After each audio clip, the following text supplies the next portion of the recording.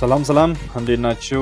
ውድ በሀገር ውስጥና በውጭ የምትገኙ የዘመን ስፖርት ዩቲዩብ ቻናል ቤተሰቦች እንዴት ናችሁ? በያላችሁበት ሁሉ ሰላም፣ ፍቅር፣ ጤና ከእናንተ ጋር እንዲሆን የዘወትር ምኞቴን ወደ እናንተ አደርሳለሁ። ዛሬም እንደ ወትሮ እንግዲህ የተለያዩ የባህር ማዶ ስፖርታዊ መረጃዎችን ወደ እናንተ ለማድረስ ተገኝቻለሁ። ውድ ተከታታዮቼ እንግዲህ በአውሮፓ ታላላቅ ሊጎች ከሚገኙት ክለቦች መካከል ዛሬም የተወሰኑትን አንስተን ስለ ዝውውር መረጃዎች አንዳንድ ነገሮችን ልላችሁ መጥቻለሁ ማለት ነው። እስከ መጨረሻው አብራችሁ እንድትቆዩ ጋብዛለሁ።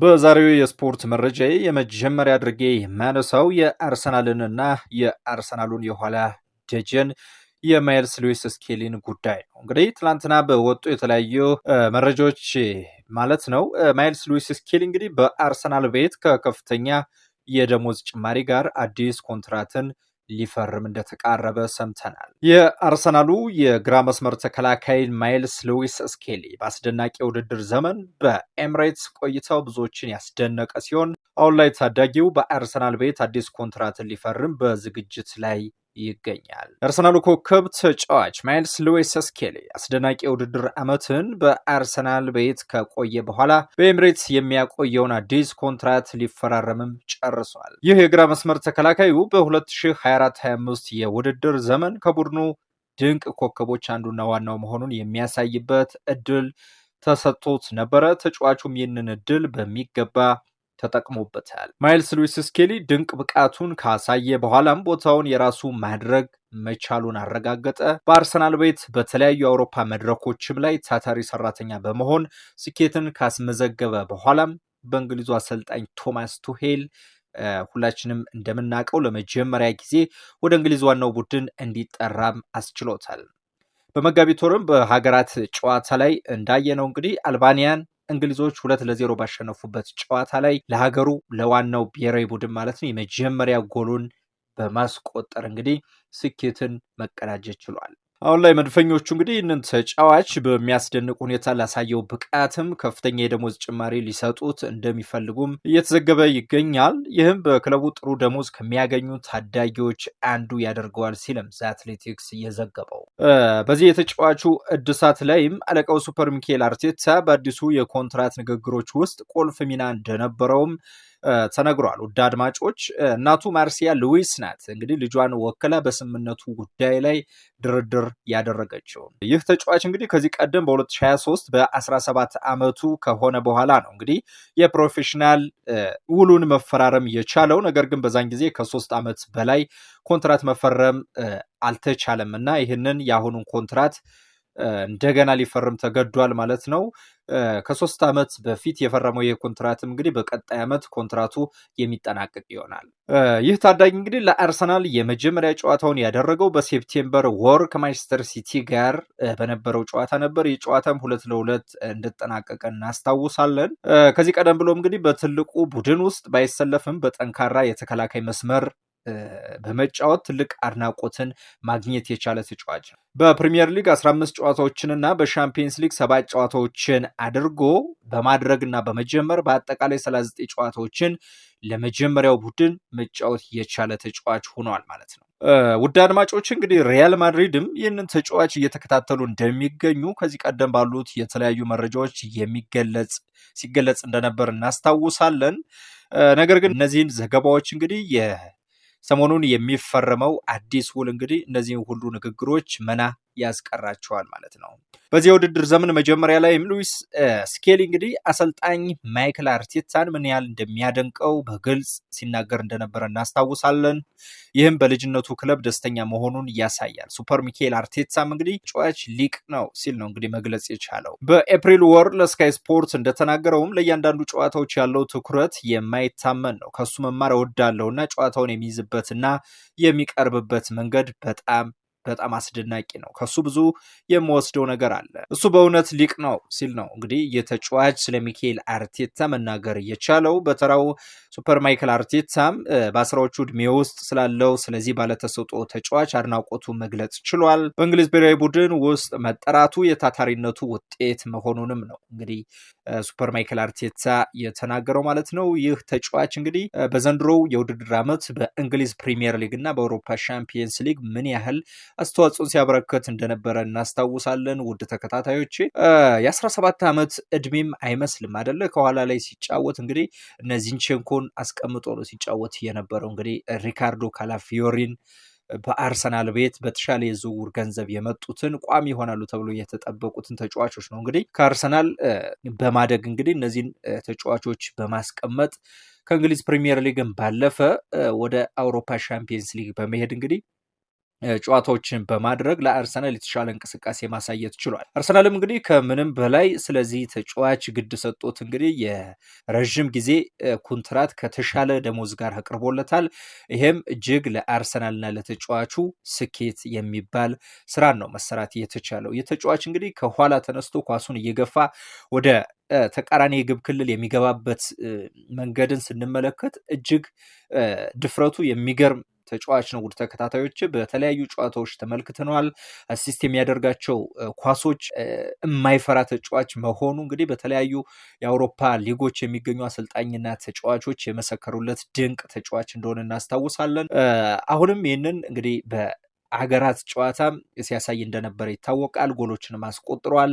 በቀጣይ ዓመትም እንግዲህ አርሰናል ከዚህ ከአለፉት የውድድር ዓመቶች በተሻለ ይቀርባል ተብሎ በሚጠበቅበት የቀጣይ ዓመቶችም እንግዲህ ይህ ተጫዋች በቋሚነት እንደሚሰለፍ ምንም ጥርጥር የለውም። ከዚህ በኋላ እንግዲህ የተሻለ አቅምን እየፈጠረ የተሻለ ችሎታን ማዳበር የሚችል ተጫዋች ሆኖ ከአርሰናል ጋር እንግዲህ የተለያዩ ስኬቶችን ሊቀዳጅ የሚችል ተጫዋች እንደሆነ ሁላችንም የምናውቀው ጉዳይ ነው። ውድ ተከታታዮች አርሰናል አዲስ አጥቂንም ለማስፈረም አሁንም ከፍተኛ ጥረት እያደረገ ባለበት በዚህ ሰዓት ለረጅም ጊዜያት ስሙ ከአርቢ ላይፕዚግ ኮከብ ተጫዋች ቤንጃሚን ሴስኮ ጋር ሲገናኝ እንደነበረ ሲገለጽ ቢቆይም ነገር ግን አሁን ላይ ይህንን ተጫዋች ለማስፈረም የሚደረገው ድርድር መቋረጡ ተሰምቷል። የስፖርት ዳይሬክተሩ አንድሪያ ቤርታ እና የመድፈኞቹ የቅጥር ቡድን ይህንን ስሎቬኒያዊ ኢንተርናሽናል ለማስፈረም ለሳምንታት ሲደራደሩ መቆየታቸው ይታወሳል። አሁን ግን አርሰናል ለአርቢ ላይፕዚግ ከ68 እስከ 85 ሚሊዮን ፓውንድ የሚጠጋ ገንዘብን ለመክፈል ፈቃደኛ እንዳይደለ ተናግሯል። ፍሎሪያን ፕሌተንበርግ ቃል በቃል እንዳለው ከሆነ አርሰናል በአሁኑ ሰዓት በአርቢ ላይፕዚግ ቤት ለሚገኘው ቤንጃሚን ሴስኮ የተለጠፈበትን ከ80 እስከ 100 ሚሊዮን ዩሮ ለመክፈል ፈቃደኛ አይደለም ሲል ነው መናገር የቻለው። እስካሁን እንግዲህ ከአርሰናል የቀረበ ምንም አይነት ይፋዊ ቅናሽ እንደሌለም ታውቋል። አርሰናልና ተጫዋቹ እንግዲህ በወሬ ደረጃ እንደተገናኙ ይታወቃል። ውሎችንም ተነጋግረዋል። በግል ደረጃ እንግዲህ አርሰናልና ተጫዋቹ ማለትም የአርሰናል የስፖርቲንግ ዳይሬክተር አንድሪያ ቤርታ እና ቤንጃሚን ሴስኮ በግል ጉዳዮች ላይ ሙሉ ለሙሉ ተስማምተዋል። አሁን ላይ የሚቀረው እንደ ክለብ ያሉት ድርድሮችና የዝውውር ገንዘቦች ከስንት እስከ ስንት መሆን አለባቸው የሚሉት ጉዳይ ነው። እንግዲህ አሁንም እየተናገሩ ያለሁት ውድ ተከታታዮች ማስመር ያለባችሁ ነገር ተቋርጧል፣ ይህ ዝውውር ተቋርጧል ምለው በክለብ ደረጃ ነው። ማለትም አርሰናል ከ68 እስከ 85 ሚሊዮን ፓውንድ መክፈል አይፈልግም። ነገር ግን ቤንጃሚን ሴስኮ ቀደም ብለንም ስናገረው የነበረው ጉዳይ ነው። ወደ አርሰናል መምጣት ይፈልጋል። ከአርሰናል ጋርም እንግዲህ በደሞዝ ጉዳዮች ላይ በተለያዩ ጥቅማ ጥቅሞች ላይ ተነጋግረውና ተደራድረው ጨርሰዋል ማለት ነው። ነገር ግን አሁን በክለብ ደረጃ ያሉት ድርድሮች ናቸው የሚቀሩት። በዚህም ስላልተስማሙ ነው ይህንን መረጃ እያቀረብኩላችሁ የሚገኘው። ነገ ከነገ ወዲያ ባሉት የተለያዩ አዳዲስ መረጃዎች ሊኖሩ ይችላሉ። እነሱን ከፊት ከፊት ወደ እናንተ የማደርስላችሁ ይሆናል ማለት ነው ውድ ተከታታዮች። ስለሆነም እንግዲህ የግል ውሎች እስካሁን ሙሉ በሙሉ አልተቋጩም እንግዲህ በአርሰናልና በዚህ ተጫዋች ማለት ነው። አርሰናል በመጀመሪያ ለሴስኮ በግንቦት ወር መጨረሻ ላይ ውይይቶችን መክፈቱ የሚታወስ ሲሆን ነገር ግን በጣም የተወሳሰበ ስምምነት መሆኑ ሲታይም ነበረ። ታማኙ ጋዜጠኛ ቤን ጃኮብስም እንግዲህ በቅርቡ እንደዘገበው መድፈኞቹ ይህንን ተጫዋች በ59 ሚሊዮን ፓውንድ ለማስፈረም ይፈልጋሉ ሲልም ዘግቧል። ስለዚህ አንድሪያ ቤርታ ከሌፕዚግ ግምት ውጭ ሆኖ ይመስላል። ምንም እንኳን ይህ የ22 ዓመት ወጣት በቤርታ የምኞት ዝርዝር ውስጥ አናት ላይ ያለ ቢመስልም ነገር ግን አሁን ትኩረቶች ወደ ሌላ አማራጮች መዞር እንደጀመሩም እየተነገረ ይገኛል። ቪክተር ጊዮኬሬሽ አርሰናል ሊያስፈርመው እንደሚችልም ተነግሯል። ውድ ተከታታዮቼ ጋዜጠኛ ግሬም ቤሊ እንደገለጸው የስፖርቲንግ ሊዝበኑ ኮከብ ቪክተር ጊዮኬሬሽ በአስተሳሰባቸው ውስጥ እንዳለ ይቆያልም ሲል ነው መናገር የቻለው። ነገር ግን አርቴታ ሴስኮን አምጡልኝ እያለ ጠረጴዛውን ይደበድባል በማለት ነው ፍላጎቱን ሲገልጽ የተወሰነ ግፊት እያደረገ እንደሆነም አልተሸሸገም። ውድ ተከታታዮች አሁን ላይ ትልቅ ክለብ የሚሰራው በዚህ መንገድ አይደለም። የኔ እምነት አርቴታ ከአጥቂ አንጻር የሚፈልገውን ነገር በግልጽ ተናግሯል። እሱ በተወሰኑ አማራጮች ላይ አስተያየቱን ገልጿል እና በአጠቃላይ አርሰናል በማን ኢላማ ላይ እንደሚገኝ ግልጽ ነው። ነገር ግን አርቴታ ለቤንጃሚን ሴስኮ ብቻ ፍላጎት አለው የሚባለው ጉዳይ እውነት ነው ብዬ አላም። እንደ ጆከርስ ያሉ ሌሎች ተጫዋቾች እንዳሉና ቤንጃሚን ሴስኮ ብቸኛው አማራጭ እንዳልሆነ እንደተነገራቸው አውቃለሁ። ይህ እውነት ነው ወይም አይደለም? ምናልባት በመካከላቸው የሆነ ቦታ ሊሆን ይችላል። ነገር ግን እንደሚታየው ቤንጃሚን ሴስኮ አሁንም በተደረገው ስምምነቱ ውስጥ በጣም ሩቅ ነው። አርሰናል ስለ ስምምነቱ ከአርቢ ላይፕዚች ጋር እየተነጋገረ እንደሆነ እናውቃለን። እናም ሴስኮ ስሜቱን ለላይፕዚች አሳውቀዋል። ሴስኮ በቅርብ ርቀት ላይ ነው። ነገር ግን ከፈለጉ አርሰናሎች ወደ ጆኬሬሽ ኤኬኬ ወይም ወደ ዋትኪንስ ለመዞር በጣም ከባድ ነገርን አይጠይቁም ነው ሲል ነው ይህ ጋዜጠኛ መናገር የቻለው።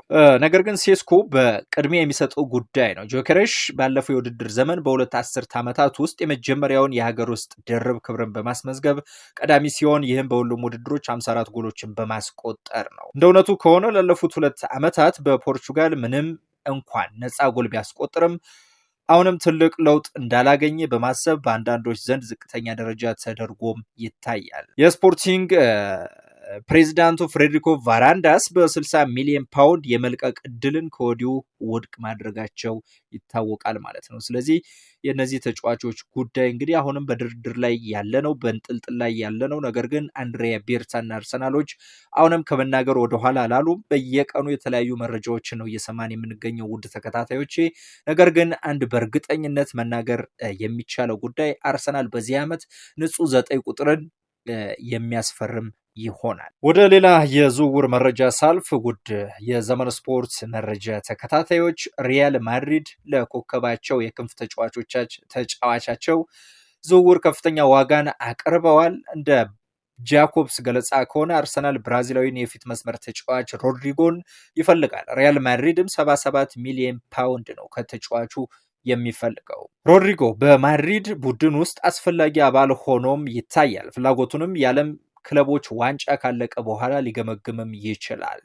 ከስፔን ኃያል ክለብ ጋር 2 የሻምፒየንስ ሊግ ዋንጫዎችን በማንሳት በአጥቂዎች ውስጥ ቁልፍ ሚና መጫወት የቻለው ይህ ተጫዋች በትልቅ ግጥሚያዎች ላይ ተጽዕኖ መፍጠር መቻሉ አርሰናልን ጨምሮ በመላው አውሮፓ የክለቦችን ትኩረት መሳብ ችሏል። ሮድሪጎ ፈጣንና ብልህ አጥቂ ነው። እሱ በብዙ የማጥቃት ሚናዎች መጫወት ይችላል። በሰፊው ጥቅም ላይ ሲውልም በጣም ውጤታማ እንደሚሆን በተለያዩ ጨዋታዎች ተመልክተነዋል።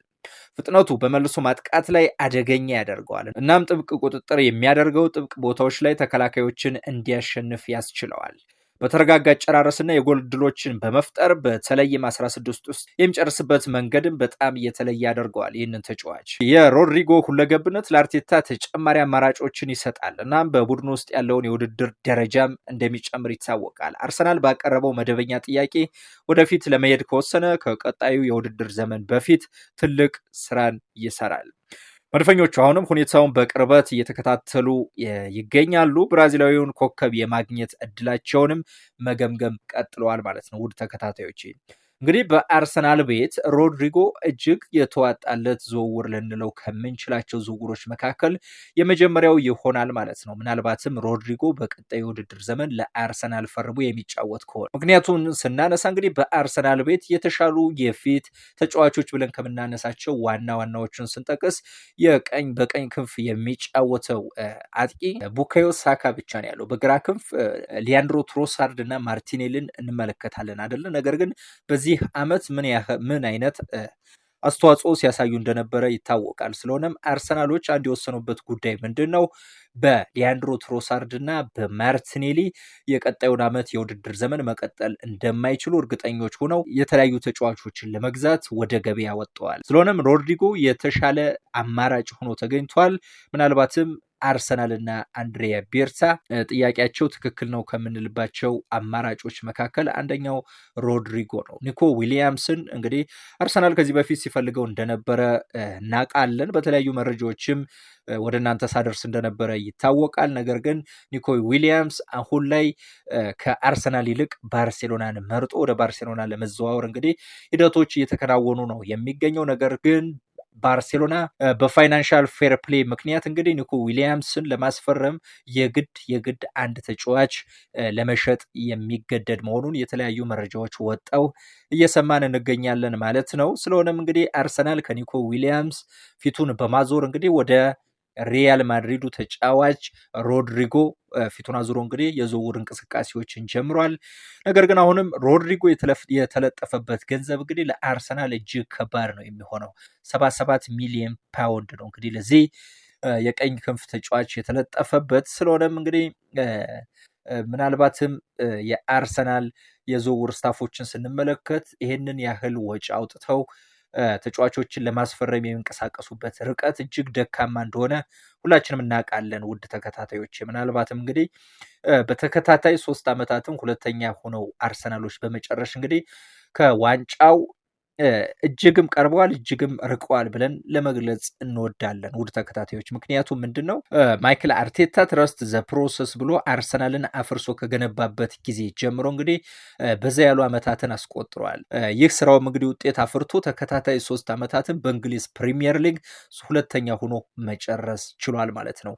በአውሮፓ ሻምፒየንስ ሊግም እንግዲህ በዘንድሮ የውድድር ዓመት በተጠናቀቀው ማለት ነው እስከ ግማሽ ፍጻሜ ድረስ መጓዝ የቻለ ክለብ እንደሆነ አንዘነጋውም ማለት ነው። ስለሆነም ቀጣይ ዓመት ላይ አርሰናል አንድና አንድ የሚፈልገው ነገር ዋንጫ ነው። እንግዲህ የእንግሊዝ ፕሪሚየር ሊግ ሊሆን ይችላል፣ የአውሮፓ ሻምፒየንስ ሊግ እንዲሁም የተለያዩ ዋንጫዎችን ለማሳካት ነው ጠንክሮ የሚሰራውና የሚጫወተው ማለት ነው። ስለሆነም እንግዲህ የተሻሉ የሚባሉ ተጫዋቾችን በተሻለ ዋጋ በማዘዋወር እንግዲህ የቀጣዩን ዓመት የውድድር ዘመንን ይጀምራል ተብሎም ይጠበቃል። ለዚህም ይመስላል እንግዲህ አንድሪያ ቤርታን እንግዲህ በማስፈረም በቀጥታ ወደ ዝውውር መስኮቱ መግባት የቻሉት ማለት ነው። በቀጣይ የሚሆነውን እንመለከታለን ማለት ነው። ውድ ተከታታዮች ዘመን ስፖርትን ላይክ፣ ሼር፣ ሰብስክራይብ በማድረግ ቤተሰብ እንድትሆኑ እንጋብዛለን። መልካም ቆይታ፣ ሰናይ ጊዜ